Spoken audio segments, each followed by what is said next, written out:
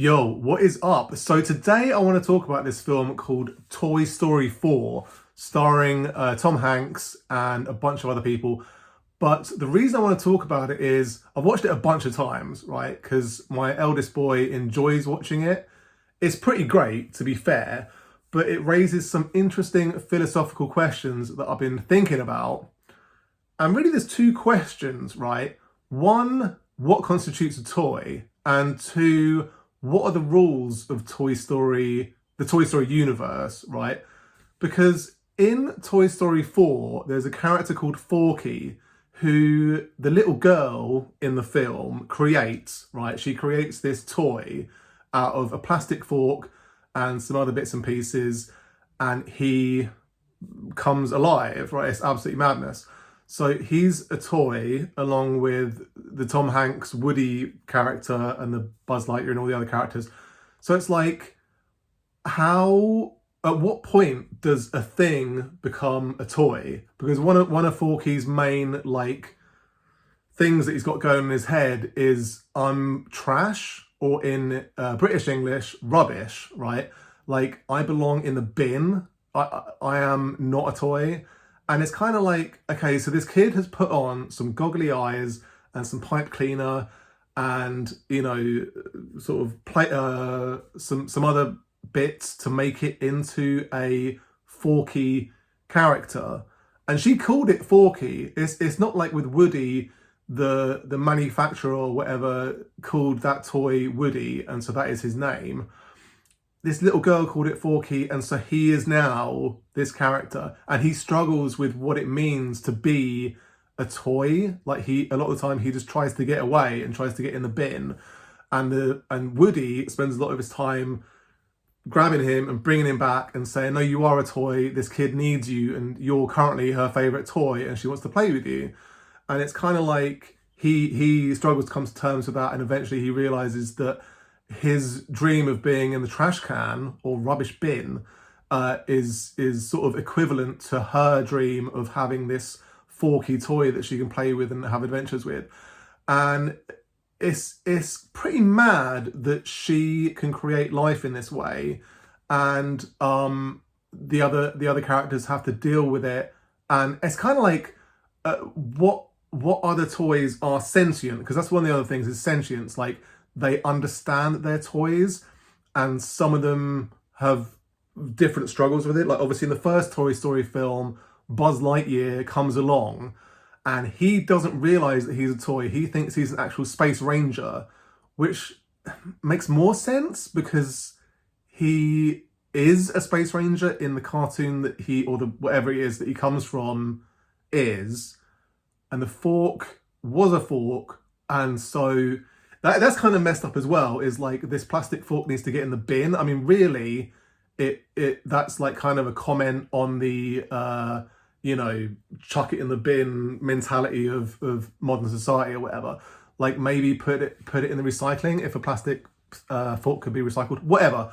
But Buzz Lightyear rather, he believes he's a space ranger, and Woody spends a lot of the first film sort of making Buzz realize that he is in fact a toy that this kid needs to play with, and that is his purpose in life, and he needs to stop shooting his laser and pretending he can fly and all the other stuff he thinks he can do.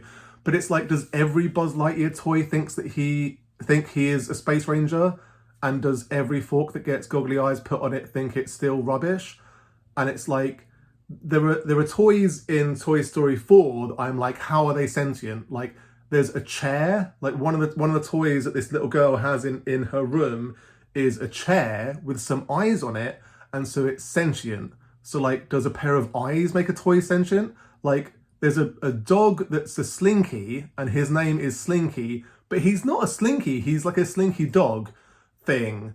And so is he only sentient because he's a Slinky dog thing, or would a Slinky toy be sentient? And like a yo-yo, that's a toy, but would he be sentient? And would his whole thing be like, I need to go up and down, I flipping love it? And like, it's really crazy. One of the characters is Bo Peep, this little porcelain figure who lives on a light, on a lamp, and that's her. She is part of this set that's a lamp, and 3 sheep that are all conjoined to each other and this Bo Peep character. And so she is sentient, the sheep are sentient, but the lamp isn't. The lamp is just a lamp, don't even worry about it. So she's kind of like the worst toy imaginable because she's porcelain, so she gets broken easily. And like her introduction in Toy Story 4 is, oh no, maybe it's a spin-off. I think they've done a spin-off just for Bo Peep, and it's a short film. And it shows how she was played with when she was initially bought for the little girl. And it was like she was just stood there a lot of the time not being played with, and then occasionally she'd like move over and want to be played with the Barbie dolls or whatever other toys the little girl was playing with. And it's kind of like, so you want to be a toy even though you're like an ornament. So like, would an ornament be a toy, or are they a separate category? And there's also the thing in the first Toy Story film, where there's like a psychopath kid who enjoys blowing up toys. And so they eventually come to this plan where Woody says, we're gonna forget about one of our main rules of this universe, which is toys have to be still and they have to act like toys when there's anyone around. When any human is around, they have to just be a toy, and they can't move and stuff like that, right?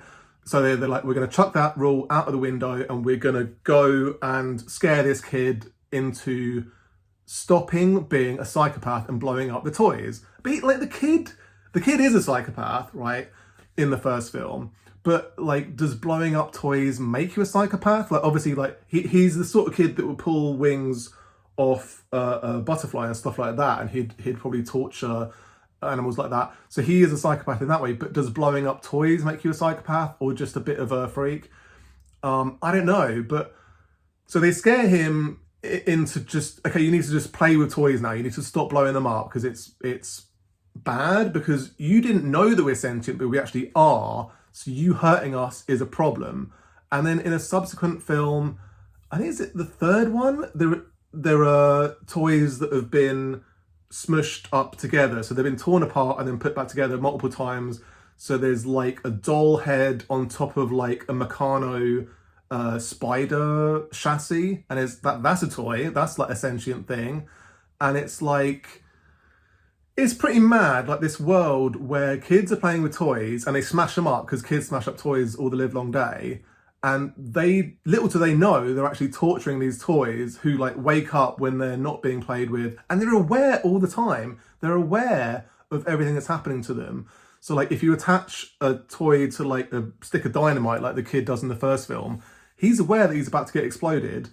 And it's just a crazy world for kids to be exposed to. And in the third Toy Story film, there's like a bunch of them going down into this like furnace thing, and I was like, oh, they're all going to die now. This is absolute madness.